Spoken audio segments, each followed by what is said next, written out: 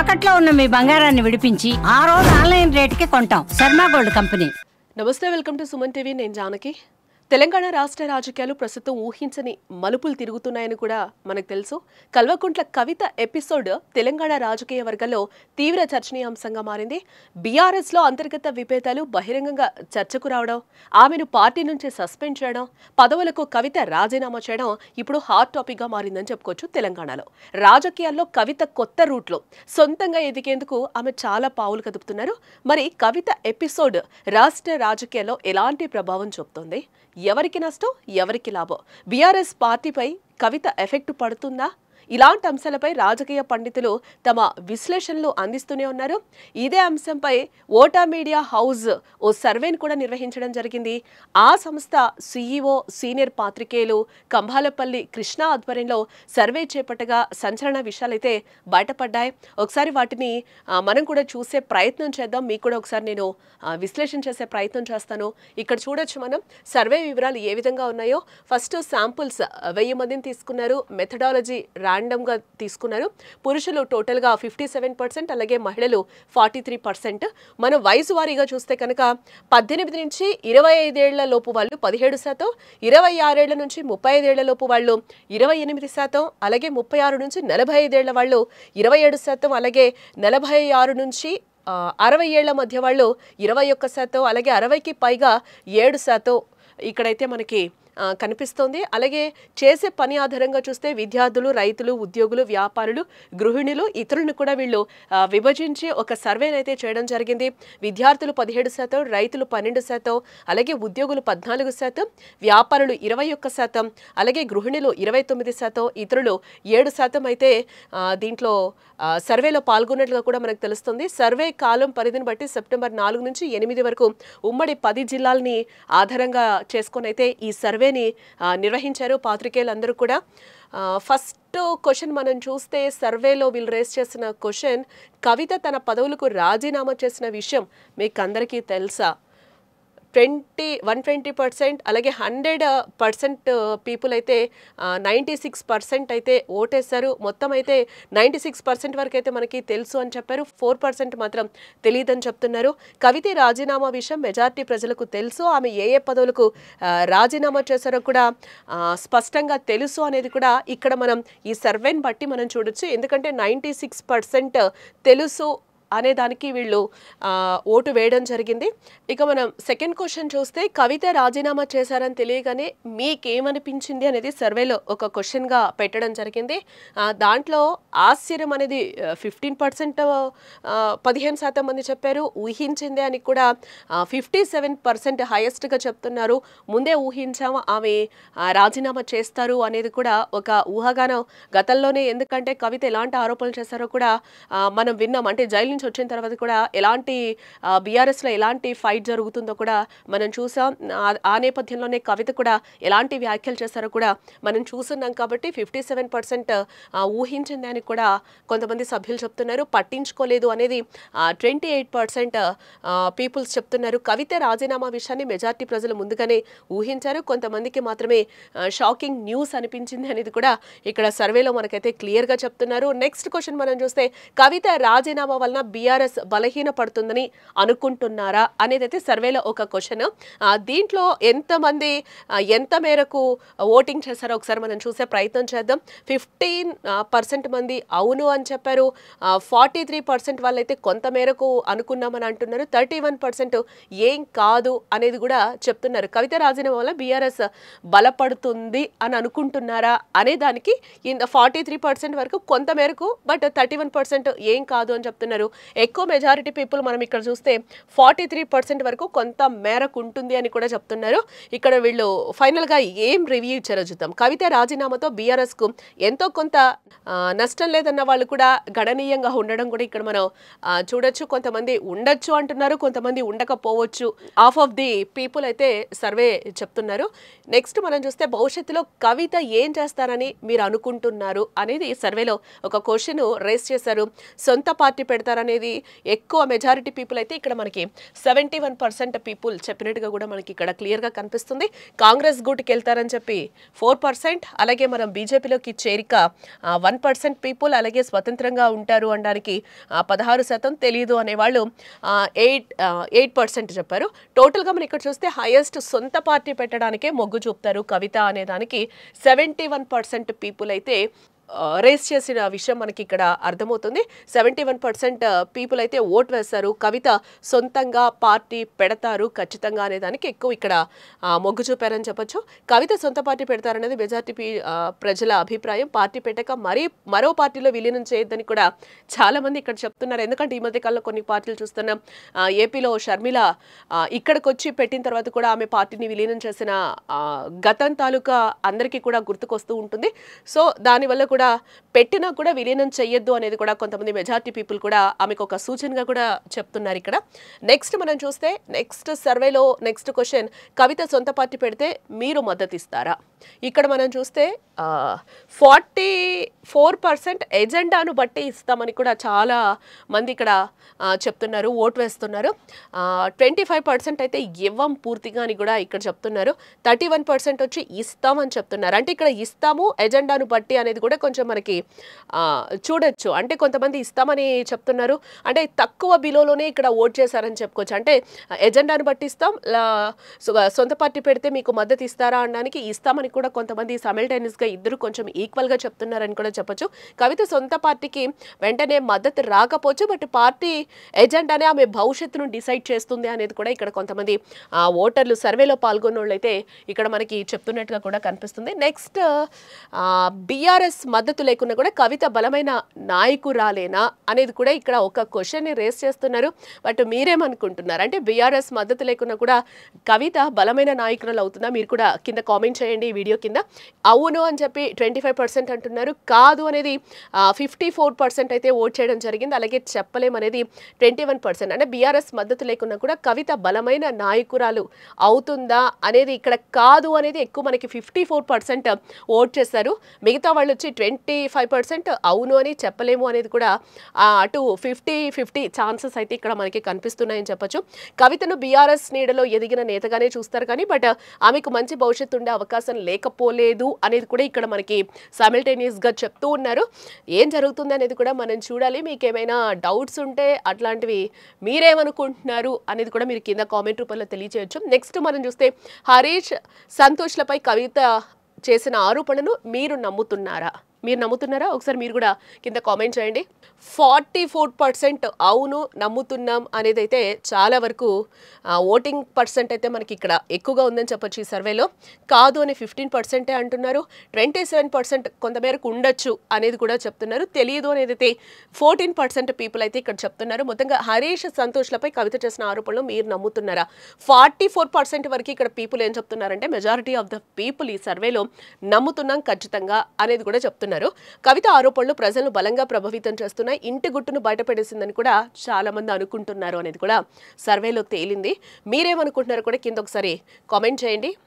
Next మనం చూస్తే 8 కవిత రాజీనామాకు కారణం ఎవరని అనుకుంటున్నారు? ఇక్కడ మనం పోల్ చూస్తే ఏ విధంగా ఉంది? కేసీఆర్కి అయితే 0% ఓటు వేశారు, కేటీఆర్ని 6%గా డిసైడ్ చేసింది ఓటింగ్. అలాగే హరీష్ 27%గా ఓటింగ్ వచ్చింది, సంతోష్ 8%, రేవంత్ రెడ్డి కూడా ఇక్కడ ఇంక్లూడ్ అయ్యి ఉన్నారు 19%. అలాగే ఇంటి గొడవలే 34% అయితే ఆమెని రాజీనామాకు కారణమని కూడా అంటున్నారు. బీజేపీ ఒత్తిడి 6% వల్ల ఆమె రాజీనామా చేశారు పదవికి అనేది కూడా ఇక్కడ ఎక్కువగా మనకి కనిపిస్తోంది. ఇక్కడ మనకి 1 2 3 4 5 6 7 టోటల్గా 7 కేటగిరీస్గా చేశారు. కేసీఆర్, కేటీఆర్, హరీష్, సంతోష్, రేవంత్ రెడ్డి, ఇంటి గొడవలు, బీజేపీ ఒత్తిడి. దీంట్లో ఎక్కువగా మనం చూస్తే ఇంటి గొడవలు ఎక్కువగా కూడా ఆమెని ప్రభావితం చేశారని చెప్పుకోవచ్చు. ఎందుకంటే 35% ఓటింగ్ చేశారు. అలాగే హరీష్ రావు వల్ల కూడా 27% ఓటింగ్ వచ్చింది. అంటే ఆయన వల్ల కూడా పదవికి కవిత రాజీనామాకు కారణము పీపుల్ హరీష్ అనేది కూడా ఇక్కడ ఓటింగ్లో మనకి కనిపిస్తుంది. అలాగే ఇంటి గొడవలకు కూడా ఎక్కువగా ఓటింగ్ వేశారు 34%.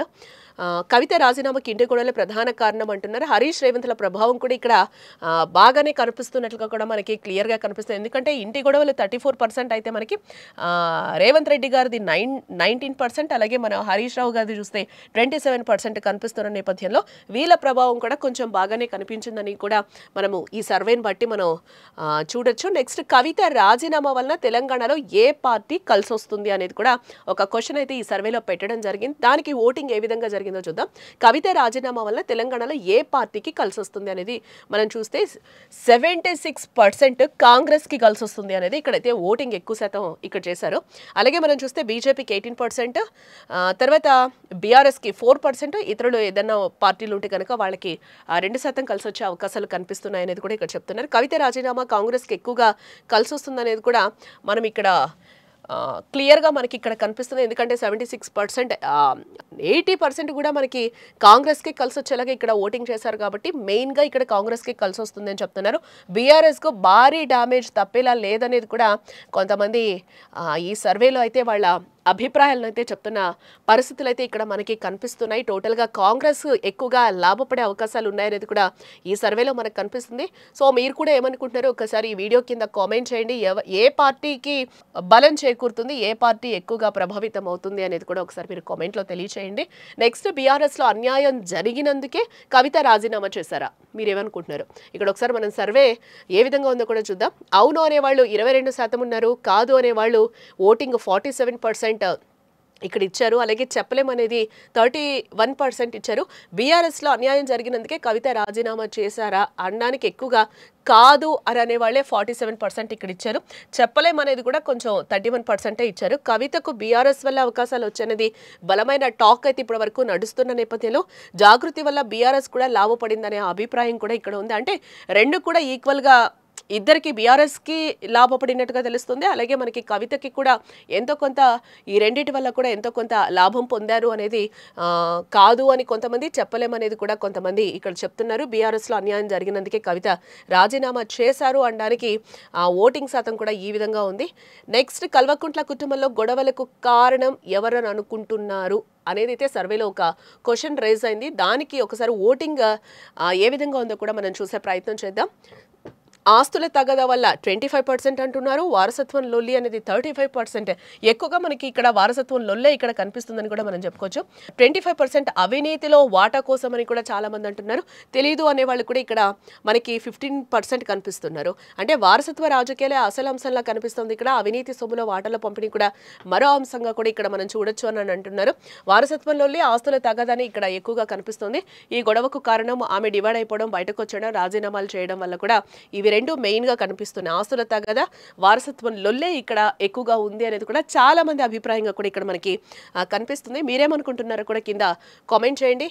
నెక్స్ట్ కవిత రాజీనామా వలన తెలంగాణ రాజకీయాల్లో మార్పు ఏమైనా ఉంటుందా అనేది అయితే సర్వేలో ఎదురైన ప్రశ్న ఇది.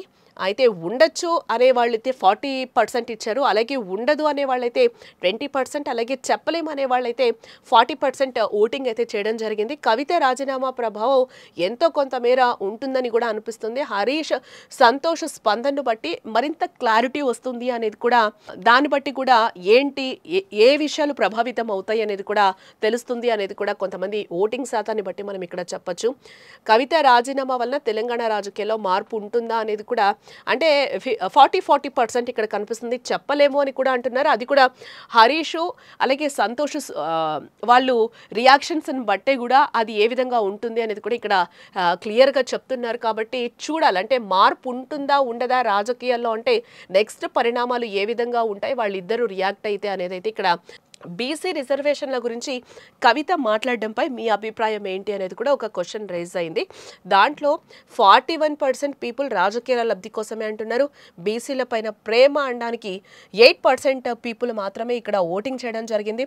27% పీపుల్ వచ్చి బీసీ ప్లస్ రాజకీయం రెండు కలిసి చేస్తున్నారు అనే దానికి 27%, అలాగే తెలియదు అనే వాళ్ళు కూడా 24% ఓటింగ్ అయితే ఇక్కడ చేయడం జరిగింది. బీసీల గురించి కవిత మాట్లాడటాన్ని పెద్దగా ఎవరు ఇక్కడ నమ్మడం లేదు అనేది కూడా ఎక్కువ మంది ఇక్కడ చెప్తున్న పరిస్థితి కనిపిస్తుంది. తన సొంత రాజకీయం కోసమే ఇదంతా అని కూడా చాలా మంది అనుకుంటున్న వాళ్ళు కూడా ఇక్కడ లేకపోలేదు. ఇదంతా రాజకీయ లబ్ధి కోసమే చేశారు కవిత, బీసీల కోసం ఫైట్ ఏం చెయ్యలేదు లాభం పొందడానికి అని కూడా ఇక్కడ చాలా మంది ఓటింగ్ చేసిన పరిస్థితి కనిపిస్తుంది. నెక్స్ట్ బీసీ ఎజెండా ఎత్తుకోవడం ద్వారా కవిత ఇమేజ్లో మార్పు ఉంటుందా అనే దానికి ఇక్కడ ఎవరెవరు ఏ విధంగా ఓటింగ్ చేశారనేది కూడా ఒకసారి మనం చూస్తాం. ఉంటుంది అనే దానికి ఒక 20%, ఉండదు అనడానికి ఒక 40%, అలాగే కొంతమేరకు ఉండొచ్చు అనేది 25%, అలాగే మరింత బద్నాం అవుతుంది అనేది 15% ఇచ్చారు.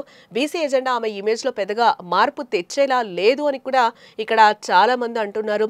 లిక్కర్ కేసుతో పాటు బీసీ విషయంలో కూడా బద్నాం అయ్యే ఛాన్స్లే ఇక్కడ ఎక్కువగా కనిపిస్తున్నాయనేది కూడా ఇక్కడ ఎక్కువగా మనకి 40% ఓటింగ్తో అయితే ఇక్కడ కొంతమంది ప్రజలు చెప్పినట్లుగా కూడా మనకి కనిపిస్తుంది. లిక్కర్ స్కామ్లో కవిత పాత్ర ఉందని అనుకుంటున్నారా అన్న క్వశ్చన్కి ఈ సర్వేలో ఎలాంటి విషయాలు ఒకసారి ఎవరెవరు ఏ విధంగా ఇచ్చారనేది కూడా మనం చూద్దాం. 24% మాత్రం పాత్ర ఉంది అనేది చెప్తున్నారు.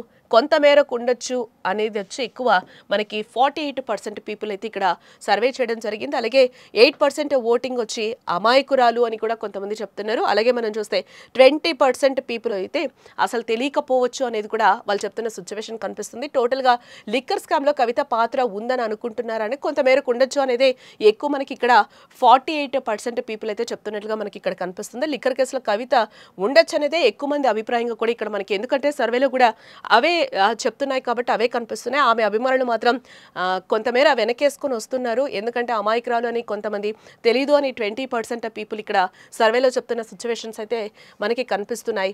ఇక్కడ టోటల్గా మనం చూడొచ్చు, అంటే 15 క్వశ్చన్లు అయితే ఒక సర్వే అయితే పెట్టారు.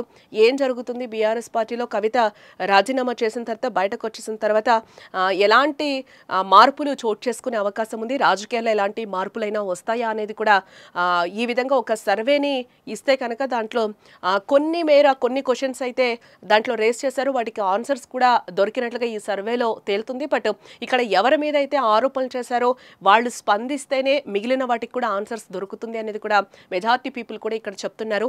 ఇవి సర్వేలో తెలియని విషయాలుగా మనం చూడాలి. మరి ముందు ముందు ఏం జరుగుతుందో కూడా చూడాలి. ఈ విభేదాలు తాత్కాలికమా లేదా శాశ్వతమా అన్నది కూడా భవిష్యత్తులో తేలిన ప్రస్తుత పరిణామాలు మాత్రం కవిత రాజకీయ భవిష్యత్తుపై తీవ్ర ప్రభావం చూపేలా ఇక్కడ కనిపిస్తున్నాయని చెప్పుకోవచ్చు. మరి ఈ అభిప్రాయాన్ని కామెంట్ రూపంలో కూడా మీరు తెలియజేయొచ్చు. Stay tuned to Suman TV.